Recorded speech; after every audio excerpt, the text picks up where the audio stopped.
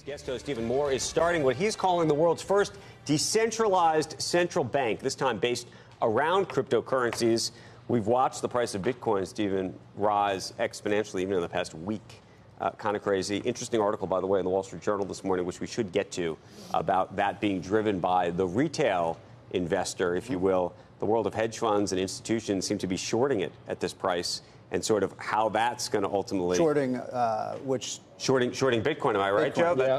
That was at least, I think, the underlying thesis of that piece. Explain what you're doing, and then let's try to get into how this is all going to work. Well, so, there's an old saying, if you can't join them, beat them. So I couldn't join the Fed, so I'm partnering up with some folks in Silicon Valley and out in California who, by the way, these guys are like 26, 27, 28 years old. It's amazing. It's wonderful about capitalism, and they're smart as hell. And the idea is to create a cryptocurrency that will be a challenge and competitor to government fiat money. This is the new thing. I mean, by the way, there are a lot of companies. I mean, this is the big thing in Silicon Valley right now.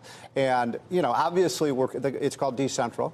And obviously, the story that's really outshadowed everything is what Facebook is doing with their Libra. But my feeling is this is, a great business investment, but also I think it's healthy for the economy that these government-run currencies now have real competition from the private sector. Let me ask you about that, and I've been asking the same question basically all week, which is one of the last things that that governments around the world have is a monopoly on fiat currency. Right. And so the idea that governments around the world are going to give that monopoly up in the same way that most companies that have monopolies don't want to give that up so quickly. Of course, you're exactly right. Are going to give this up to a Bitcoin or any of these currencies where it's very hard to track, where it's very hard to tax.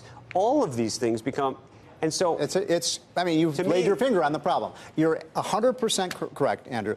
This is freaking out the central bankers of the world. They don't want competition from the private sector where there's no government oversight. You saw the story last week that the Federal Reserve Bank, that the Commodities Futures Trading Corporation, that the SEC are all looking into this new Facebook currency. And the question is whether they can stop it. Now, people say, oh, gee, the only reason you'd want these cryptocurrencies if you're a drug dealer involved in illicit activities, that's ridiculous. I mean, people want privacy from government. And you can be in a very law-abiding activity and just not want the government, in this day and age, keeping track of every transaction. You may not want central bankers debasing your hard-earned dollars. Well, that too. Absolutely. Now, people say, well, I think this will actually strengthen the dollar. I'm a big believer in the dollar. The dollar is the world currency. It's been a good, stable currency for a long time, but it fluctuates. Now, the question I have with something like Bitcoin, and I'll throw this back at you, is like, what is the purpose of a currency? It's to retain its value over time.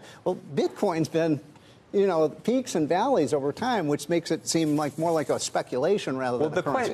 We want, with our decentral, our goal is to keep it stable in price and value. And similarly, that's what Libra is trying to do. The issue is there a distinction between what a currency is and a commodity Well, that's what the Commodity Futures Trading Corporation is looking into right now. Commission. Sorry? Commission. CFTC commission, Yeah. This is going to proliferate. You are right. Government, central bankers and politicians are going to try to stop this.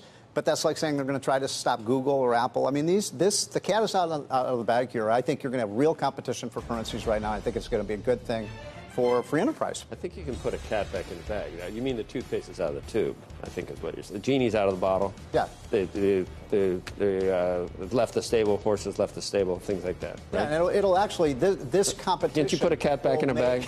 This competition... Humpty Dumpty. You can't put Humpty Dumpty back together. You can put a cat in a bag. One more. Not One easily. more.